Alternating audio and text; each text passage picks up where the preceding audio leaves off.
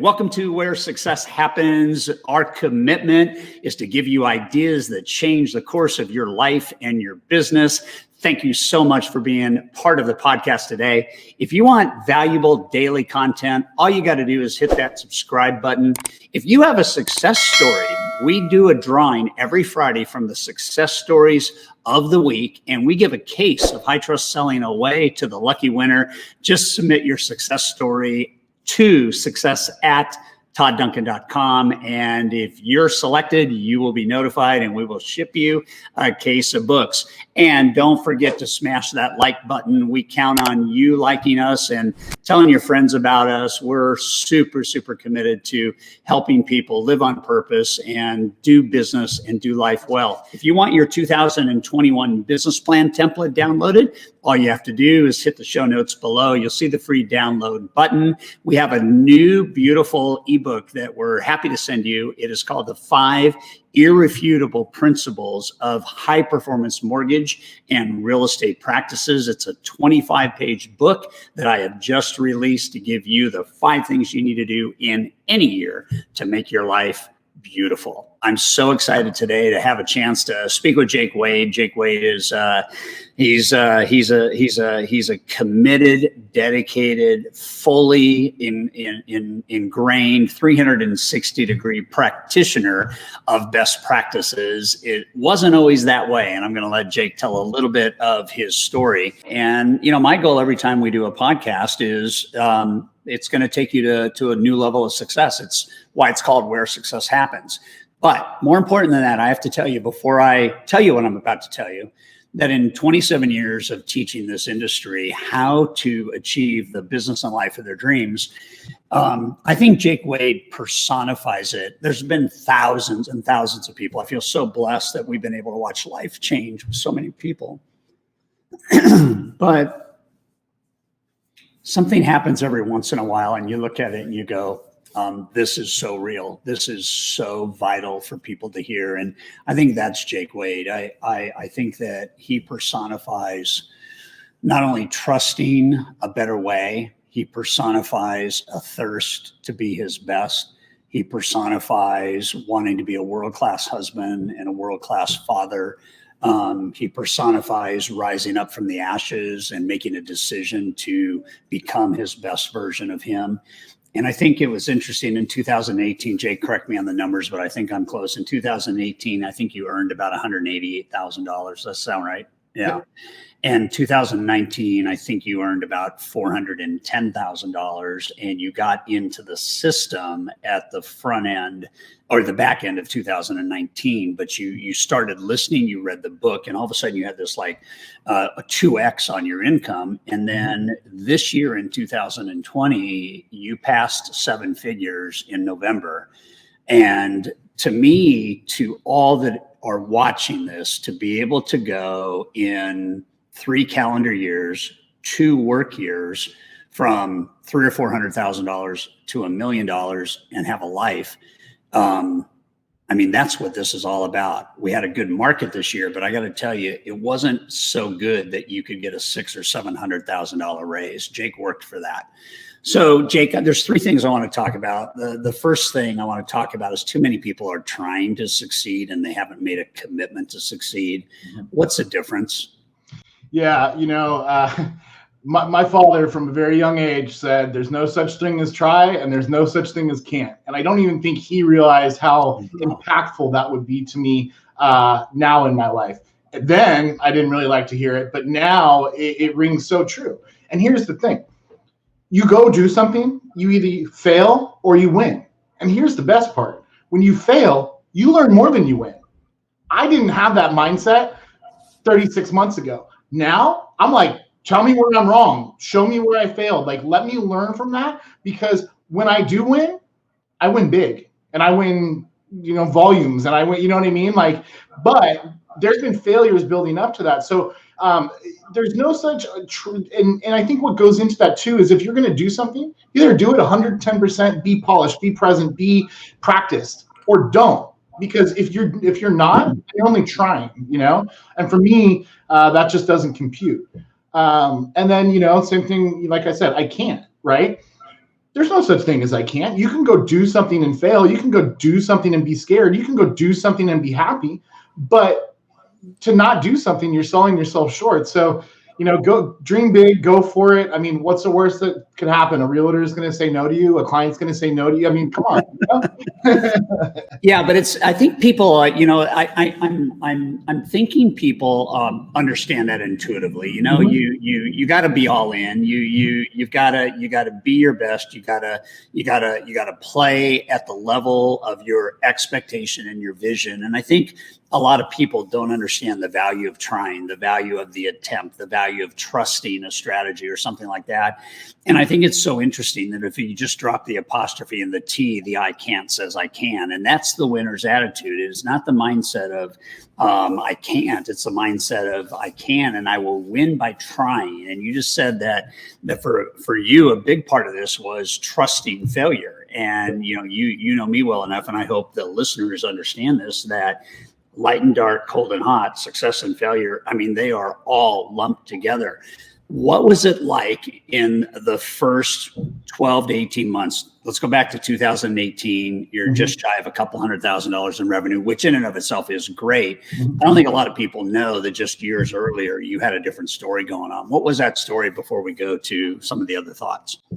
Yeah, I mean, the short version is the recession impacted me hard. Drugs and alcohol became part of my story and eventually took me out. I was on the streets of Richmond.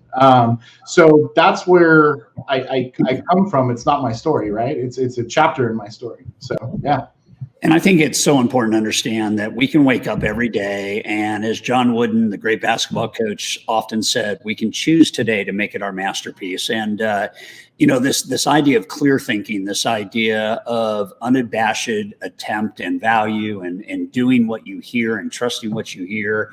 And then understanding that you get to choose. You choose, Jake, I get to choose how I'm going to experience today. I get to choose in the morning before the day even gets going. This morning at 5:51, I was sitting in my living room and looking at the sun coming up over the horizon and the ocean. And I go through my mantra. Today, I choose happiness.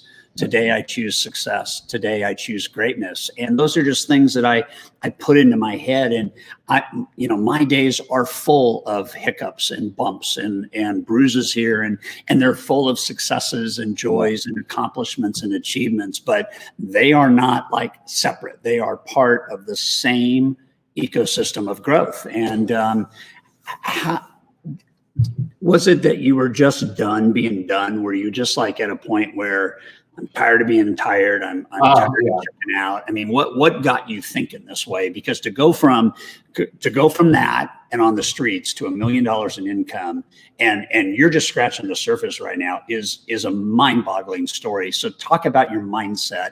Yeah, so I exactly that. I was just tired. I was done. I knew there were two roads, and one road wasn't looking so pretty, right? And the other one was to pick myself up by my bootstraps and figure it out. And I guess the first thing I had to work on was my confidence, right? Because my confidence, no one likes me. I'm all these things that go in your head. So that was the first thing of what I call my suit of armor. So, right. So get your confidence up. And I did that through spiritual practice. I did that through AA. I did that through many therapy. I did that through many things to then get to the next level, which was, okay, now I have my confidence. What am I going to do with my life? Right. So then it was, what do I want to do?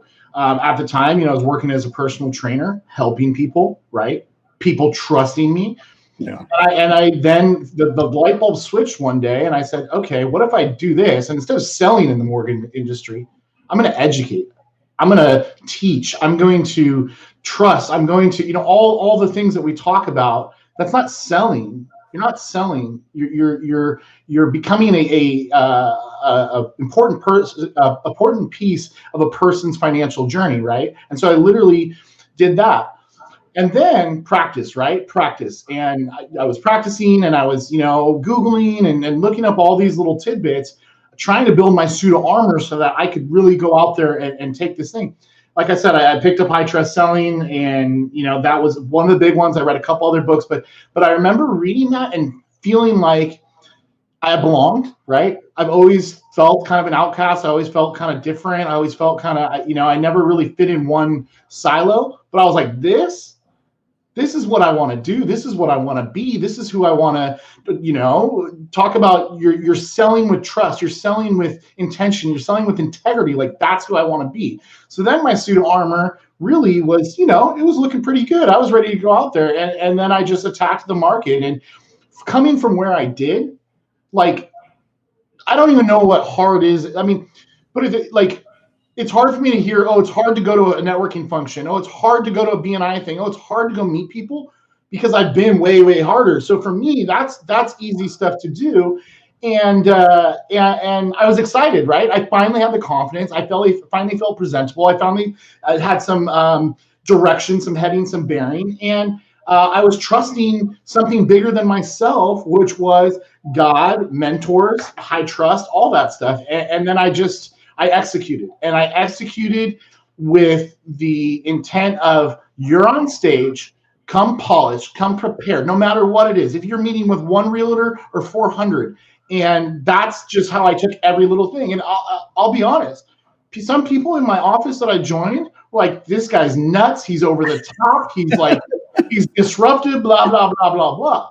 Well, 3 years later, I'm doing more business than them all. So yeah, I love the on stage, on call, and so when we talk about where success happens, it's always mindset first, right? And then you get into it. You get into the nitty gritty. You get into the execution. You talk about practice, and that's great. So if there's no such thing as try, and there's no such thing as I can't, which obviously I believe and support, then the consistency and authenticity of how you show up is super critical. And I think that people, when we talk about skill sets, you've gone from trusting and not yet competent to trusting and competent. And that's the bridge between inconsistency and consistency. You talk about daily rituals. So I want to give everybody listening, whether you are a loan originator, an owner of a mortgage company, a real estate agent, a builder, it doesn't matter who you are. What happens is what we do every day makes us. What we do or don't do every day creates us. And you're talking about, I think the first thing out of your blocks was, I finally learned the power of rituals, of daily consistency. So walk us through 3 or 4 or 5 things that every day you're doing that allowed you to not only achieve the $1 million income level this year in 11 months, but obviously set yourself up for even more than that as we continue. Walk us through rituals and the power of that discipline. Yeah. So the first one, Roger Savvy, I mean, he was the first one to go over the morning ritual with me, right? And of course, I thought it was nuts when he first told me about it. And, he's singing out the window of his car is what he said I should do. And I'm like, well, okay. But anyway, so my morning ritual, let's start there. I mean, that is mindset, right? That is the first thing. So, I usually wake up at about the same time every morning. I watch 20 minutes to 22 minutes of CNBC.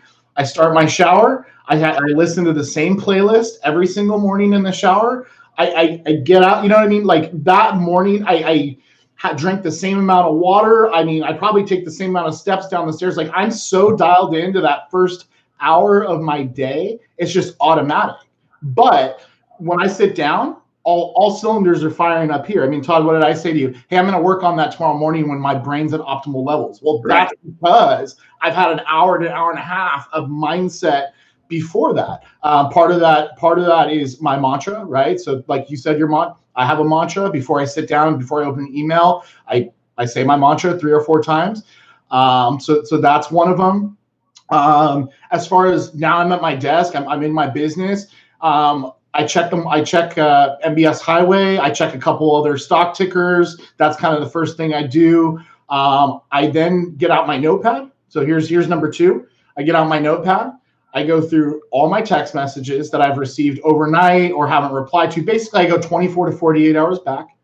I write down my notepad of callbacks, things I have to do, Then I do the same thing, quick scan on my emails, because I check off my emails, but the ones I leave unread, then they get added to this list. So number 2 is make a list in the morning. Like devise your day, right? Make a list of what you're going to accomplish that day. Something a little more macro is every week, every Wednesday, pretty darn consistently, over 90% of the time, I do a 5 by 5 by 5, 5 personalized slide aisles, 5 personalized text messages to my database, and 5 handwritten cards. I've been doing that for 2 years, 2.5 years, almost consistently every Wednesday. So that's number 3. I think then let's see. Networking commitments. I mean, BNI, when we were, fully functioning, BNI and Rotary every Tuesday and Thursday. I was the guy that was there 99.9% of the time. So I think to have some kind of outward facing networking thing and be consistent, because if you talk to anyone who's successful in BNI, I don't care what network were you, they'll tell you it's the people that show up and be consistent are the ones that profit from this. Consistency with my message. So my message has changed, right? I was Mr. 24 hours a day. You could get a hold of me, come knock on my door if you need a pre-approval, to, hey, I'm going to be gone this weekend, but you can reach out to so-and-so on my team and they can facilitate that for you. So I've accomplished the same thing, which was someone always being able to get the pre-approval from me when they need it, but I'm not the sole driver for that. So my message, as far as how I brand, how I talk, that's consistent too. I wouldn't say it's a ritual, but it's something that takes constant updating. So you have to be constantly aware. So it kind of is. And then number 5 is, I have a next day ritual. So about 8:30, I come put some blues on in my office, music. Music is everywhere for me.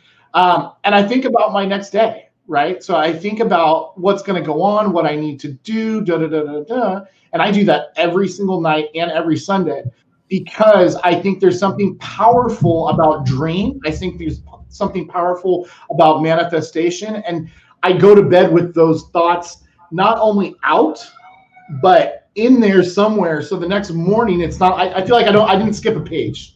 So one of the things that I think gets in the way of rituals is change, and behavior and coming up with new habits and whatnot. And, you have talked about the power of being authentic. You've talked about the power of turning failure into success. If we got really deep into just 2 or 3 specific things that you have changed because of high trust, and some of them you may have just mentioned in time blocking and things like that, say to everybody listening to this, if you could only do 3 things in the next 30 or 60 days, what would you say people should do as we really transition from this year to next year?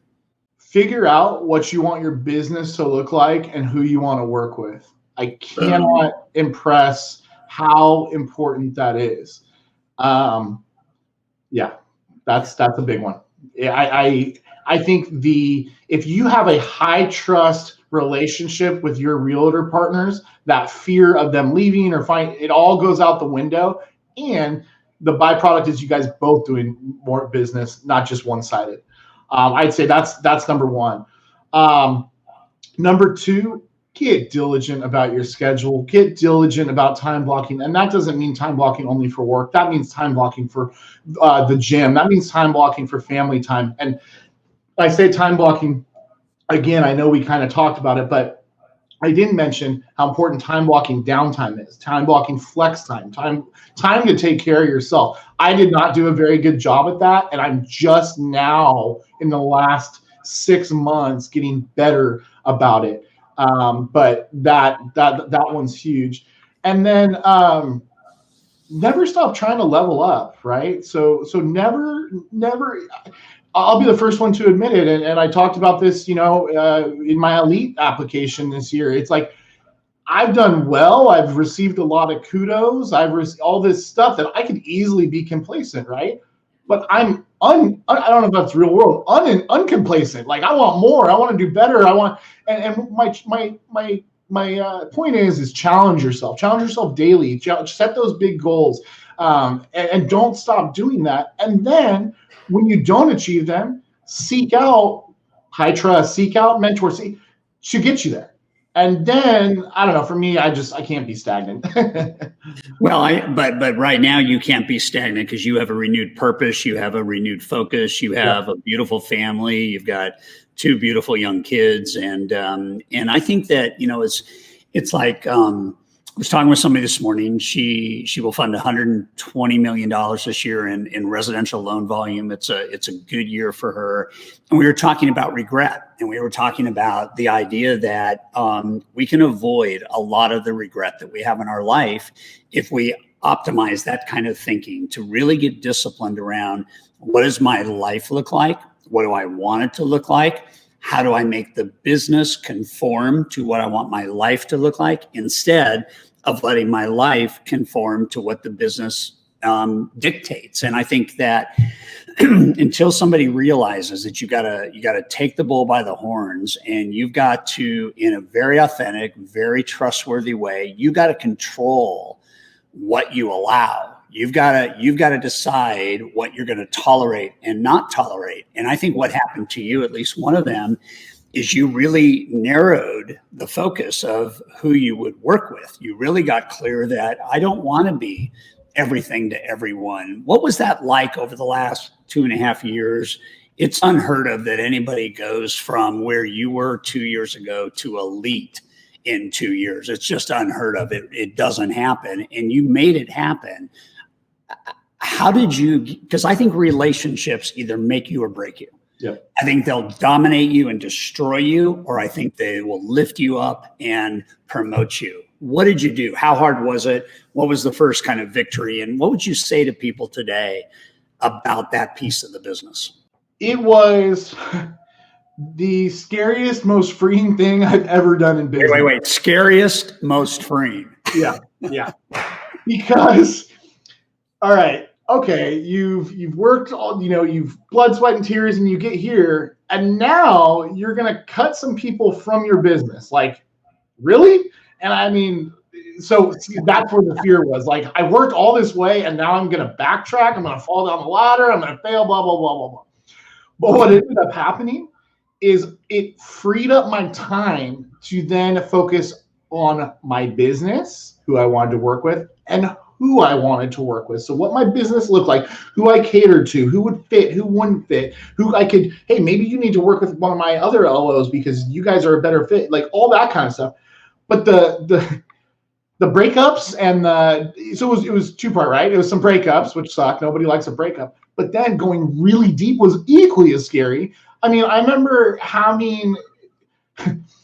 I had breakfast with a realtor friend of mine that is from East Oakland, and you would never think he's spiritual. He looks hard, right? He's yeah. So we're sitting there, and I start asking him what's important to him. Why is that going through the guy starts tearing up. Whoa. His big 6'4" dude from East Oakland starts tearing up. And we sat there. I had never talked to the guy face to face for more than 15 minutes because we're macho men and we don't do that, right? we sat there in this little cafe in Walnut Creek for almost 4.5 hours. Whoa. I found out everything about his life. He found out everything about my life, every nitty-gritty detail. He texts me once a week after church and says, "God bless you, brother. I miss you." I mean, it was unreal. And I have probably 10 of those experiences now that I've done this for a little while. But that one, it was incredible. And he is so loyal to me. And it's loyal to this. And here's the loyalty I appreciate. Hey, Jake, you know that last deal? Whew, man, you missed that appraisal, and that caused a lot of trouble for me. Okay, so what do we do different next time? Boom, it's done. But there was no fear in him coming to me. And he wrote me up a screwy contract one time with a 7-day loan contingency on a jumbo, and I had the same conversation with him. But if you take that, right, and you multiply that, think about the cool relationships you get to have every day, and that's the people you work with. Like, most people are like, oh, my coworkers. I'm like, my coworkers, yes.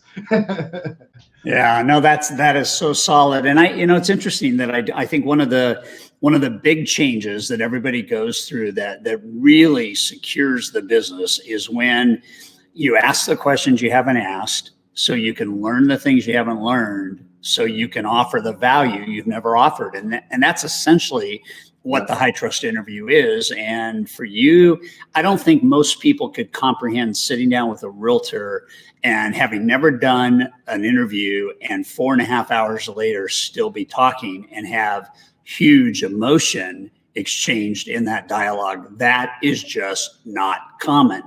Neither is making $1 million a year. I wonder if there's a relationship between those two things.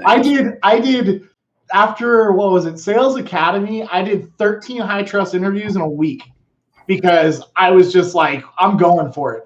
And 9 of them turned out great. And the other 4, I still work with them, which is good. We just don't have that same relationship, which is fine. Yeah. Right. Well, that's the 9 out of 14 ain't bad, and 4 that didn't work out, you still get business. So I think that's, as I look at you guys, the listening audience, no matter where you are in the world, I would bet the farm on relationships. I really would. I made a decision when I was 23, brand new mortgage broker, got my real estate license. I made a decision that I was going to pursue relationships and not transactions. And if I pursued the relationships, the transactions would happen. And that has been my motto since I graduated from college at the age of 23. And I've been doing this now for 3 decades. And when I see somebody like you that has gone through the transition you've gone through, that has gone from being literally homeless to now being one of the best mortgage practitioners in the world. And I say that, I mean that.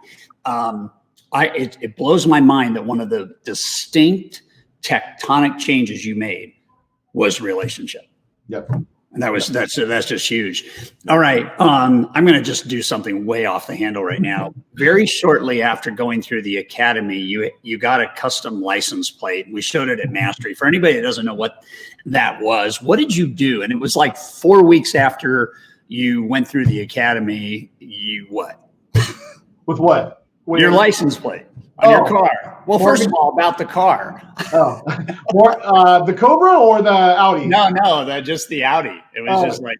Yeah, I don't know. I loved the mortgage strategist thing, and I thought it was spot on and it was different, right? Because I'm always trying to swim up the stream and be a rebel, and I was like, you know what? This is a disruptor, and I'm going to put it on my car, and I don't care what people think. And I did it. And it's great. And the thing is I wouldn't have done it if I really didn't, because here's the deeper meaning. Right. I was going to embody becoming a mortgage strategist after I heard that. So I was going to live it, talk it, and I guess drive it. No, it's so cool. And I know you're a car guy, but we don't have time to get into that. But it's to me, to you guys that are listening, it's jumping in with both feet, fully immersed in understanding that, you just said, and I wrote it down, be authentic, be you, swim upstream, put a twist of you on everything. And that would include just the style of how you brand. Your email, has your branding on it and what you do differently in terms of your signature and your car. Here's a perfect one. If you look at all my most of my email signatures and branding and all out there, my profile picture, it's not me. It's me and my family, because that is who I am. That is who I work for. So all in. Yeah. So let's talk about the ultimate. Nobody gets to a new level of success easily. Let's face it, if it were easy, everybody would be happy and everybody would be successful and there wouldn't be a lot of pain in the world. And, wow, imagine that. You talk a lot about sacrifice and commitment, and I don't think it's how many hours you work. I think it's how committed you are during the hours you decide to work. Talk about turbulent waters. Talk about speed of change. I don't think most people listening and watching this would think that they could go from where they are and add $600,000 or $700,000 or $800,000 in income in under 2 years. I don't think most people think that way. You're an inspiration. But there's a lot of sacrifice behind getting to where you've gotten. And there's a lot of, the idea of building new muscle, the idea, I mean, you're a trainer, you know how long it takes and how consistent you have to be uncomfortable to get the kind of growth and manifestation of what you want in your life and in your training days, in your body. You know, talk about overcoming turbulence, talk about resistance and inertia, and how did you break through? Yeah. So I think the first one is when you realize it's going to be hard and you're looking up at that steep mountain and you decide, okay, I'm going to climb my Mount Everest. Like, I'm going to do it. The first thing I did is I sat down with my wife, and I very vividly remember this conversation because I knew it was going to take time away from the first year of my daughter's life. It was going to take time away from my family, all those things, right? So I sat down with her and I said, look, I need your support. I can't do this without you. I need your help. But if you can do that for me for 2 years, I will change the rest of our lives. I will change everything that happens. And she she looked at me. Oh, man. She looked at me and she said, I believe in you. Let's do it. Wow.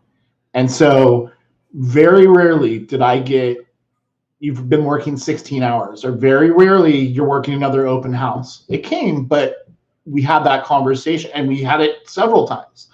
But I would say to anyone, if you're going to jump in, if you're going to make the commitment because you can do it, I do believe in you and I do support you.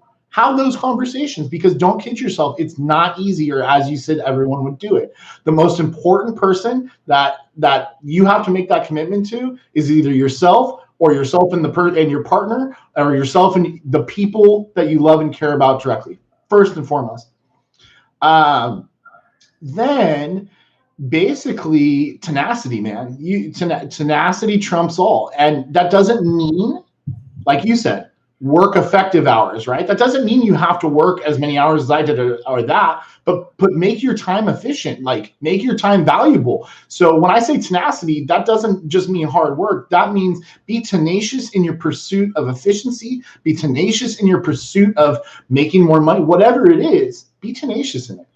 And then, you know, as you get a little farther down the road and you start to delegate, replication, oh man. Replication and scripting and replication and scripting for when you build out your team. That way it starts to lighten the load, right? And then things start to change.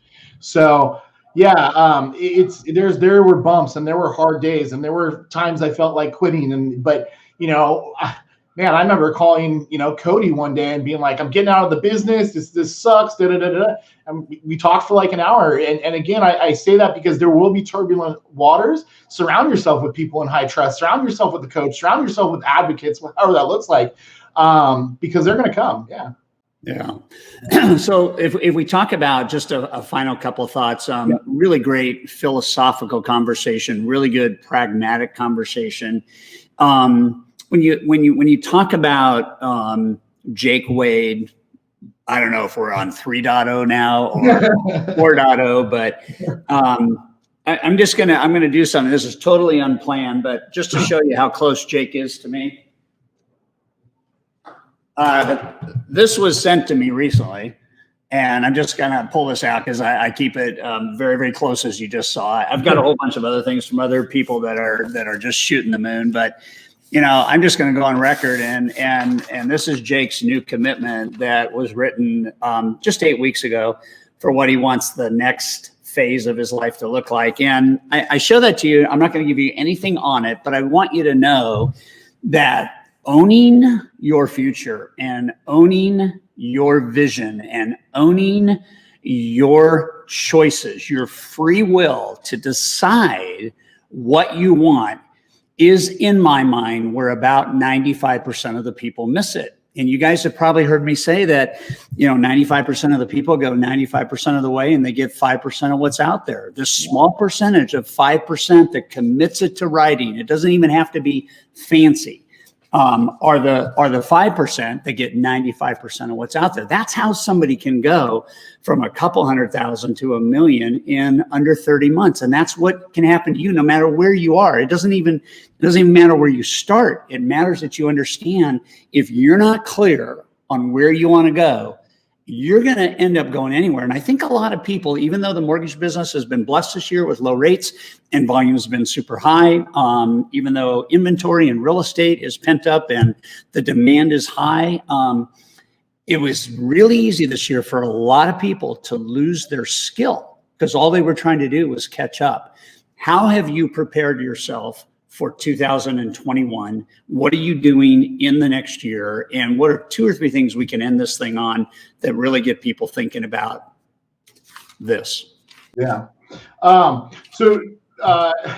The rapid influx of volume definitely showed me where the holes in the dike are, right? So they showed me where I needed to improve my processes as an originator, as a branch manager, as a leader, all that. So, I already have a whole bunch of initiatives that are starting January 5th, and they're going to be played out over, 60 days. We're going to do these 3. Next 60 days, we're going to do these 3, so that by the end of 2021, we plug those holes, and you know what? We might gain a couple more, but I guarantee you we'll be better this year than we were last because of that reason, for sure.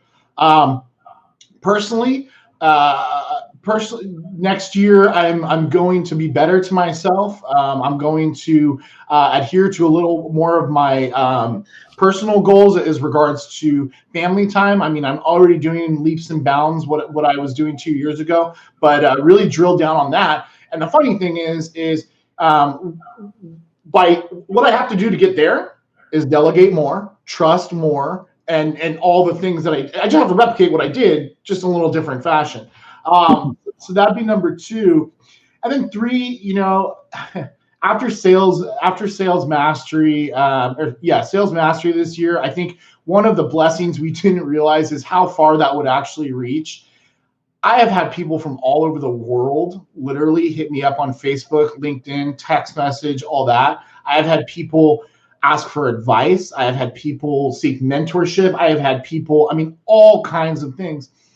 And, I'm very transparent with them. And I say, look, I will be here a phone call away 24/7 for you. But I do not have the time or the infrastructure to mentor you now, but I will give you the tidbits I'll give you the crumbs that got me to where I am, one of them being high trust, and I wish you nothing but success, and I will be here whenever you need a phone call away. And I'm talking people all over the world. And so I think for me, doing that helps me because I'm talking to inquisitive minds all over now, thus making myself better and my business better because they're all originators. And I'm giving them the same path in a sense. I'm telling them, look, go to Sales Mastery, check out the coaching. And I can say it with proof now that I never had before, which is like, I don't know, if you know me about giving back is like why I do what I do, and being able to contribute in that way and not only shine a light, it's huge for me. So, yeah. You're a blessing to the world. We had 9 countries involved in Sales Mastery, and I know people that are not in America that have reached out to you. And it tells us a couple of things. It tells us people are, always seeking to want to be better if they're plugging into learning. You plugged into learning big time. You spent a lot of money on learning this. You came to 3 conferences in 12 months that I spoke at or hosted or ran, and you trusted it. And now it is so cool to understand that people want to see how to replicate that in their life, which tells us there's always a thirst. And so this is where success happens. It happens with a yellow piece of paper. It happens with a vision of what's possible. It happens with a commitment. I love what you said about your bride and having that conversation and having her support and understanding that. And, your company, Pinnacle, is just blessed to have you. And Roger Savvy is, I love that dude. He's a personification of, I think, relationships. And so very, very proud of you, my friend. And if there's one piece of advice, if somebody just looked at you and said, Jake, if I can only do one thing, what would it be? What would you tell them? Don't sell yourself short. Give yourself a chance and do it. Don't sell yourself short. Give yourself a chance and do it. Beautiful. Thanks, Jake Wade. You're the best. Thank you so Thanks, much. man. If you guys are watching this, obviously, I'm mentoring Jake. Jake is a part of our elite program, which is the world's best mortgage and real estate minds. And our coaching company is devoted to helping people change their life experience. I mean, we want to help people unlimit their limits. We want to help people fall in love with their life. We want to have people live life on purpose. I mean, that is why we exist. And our mentors and coaches are committed to helping you achieve things like Jake has achieved. And so thanks so much for watching our podcast. If you're a manager, obviously share this with your entire sales team. If you're an originator, share it with your realtors. Sit down and talk about success and partnering. And if there's anything we can do to help you, just go to hightrust.com. hightrustcoaching.com, either one of those sites, and we're happy to help you. Jake Wade, you're a stud. Thank you. Good.